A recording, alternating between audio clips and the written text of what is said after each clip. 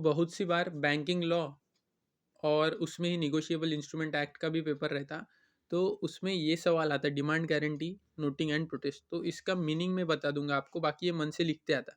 तो demand guarantee को ही bank guarantee भी बोलते। तो a promise from bank to pay beneficiary if client fails to meet their contractual obligation acting as a security to deal. मतलब अगर कोई bank का क्लाइंट किसी के साथ कॉन्ट्रैक्ट करता है और फिर उस कॉन्ट्रैक्ट के ऑब्लिगेशन, मतलब जो उसकी ड्यूटी रहती, उसमें फेल हो जाता है, तो बैंक उस चीज़ की गारंटी लेती। मतलब बैंक उसमें सिक्योरिटी रहती कि अगर वो फेल कर गया तो हम उसकी रिस्पॉन्सिबिलिटी लेते, उसको बोलते डिमांड गारंटी। तो उसके बाद रहता है नोटिंग एंड प्रोटेस्ट। तो noting, a preliminary record made by notary public on the instrument और attach paper when it's dishonoured. अपन इधर एग्जाम्पल लेते, फॉर एग्जाम्पल चेक डिसऑनर हो गया, मतलब चेक बाउंस हो गया वगैरह।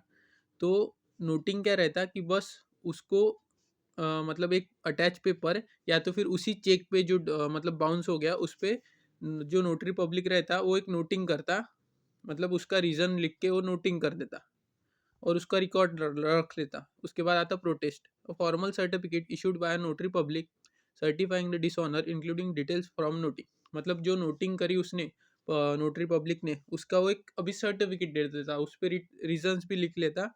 मतलब ये जो रहता नोटिंग एंड प्रोटेस्ट, ये करने के बाद अपन वो एक क्या बोलते हैं अपन, अपने पास एक ऐसा लीगली प्रूफ रहता कि अपन उसके उसके बेसिस पे केस कर सकते।